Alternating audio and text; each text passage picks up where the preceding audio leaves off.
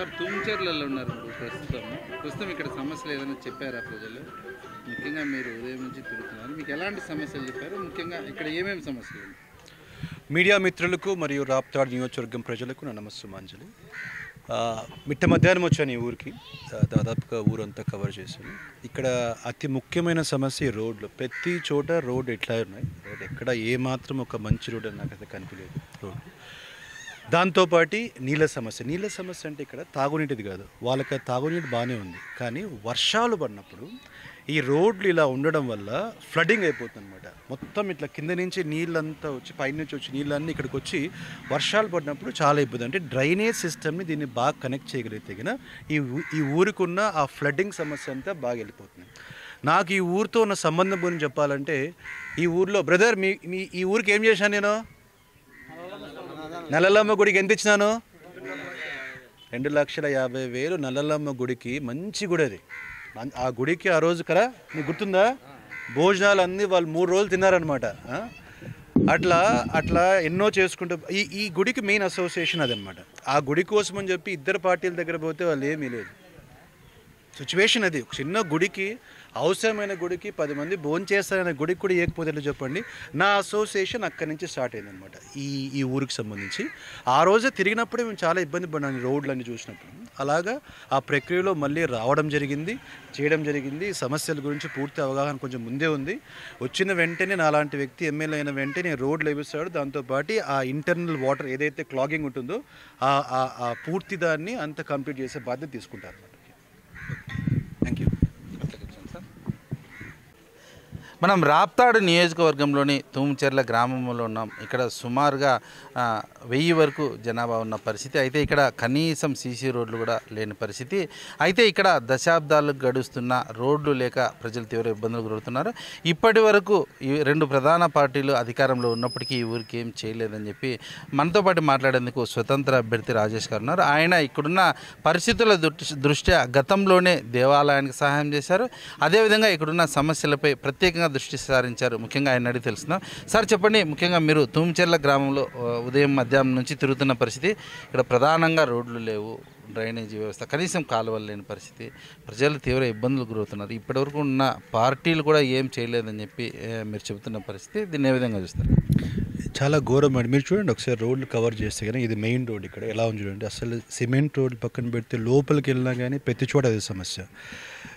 ఎవరన్నా అంటే కొంతమంది ముసలి వాళ్ళు ఎవరైనా నడిచినప్పుడు కూడా ఖచ్చితంగా పడి ఇక్కడ ఎన్నో ప్రమాదాలు జరిగిన ఉన్నాయని చెప్తున్నారు. దాంతోపాటు సెకండ్, ఇది ఇట్లా లోపలికి ఉండడం వల్ల రోడ్డు కూడా బాగాలేని వల్ల నీళ్ళన్నీ వర్షాలు పడినప్పుడు నీళ్ళన్నీ వచ్చి ఈ మధ్యలో ఆగుతున్నాయి అనమాట. అంటే ప్రాపర్ డ్రైనేజ్ సిస్టమ్ లేదు. అంటే వాటర్ క్లాగింగ్ అంటారు, వాటర్ ఫ్లడింగ్.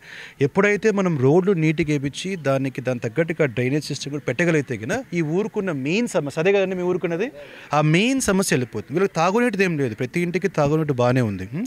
ఆ రోడ్డు సమస్య మెయిన్, దాన్ని మాత్రం నేను నా దృష్టికి వచ్చింది.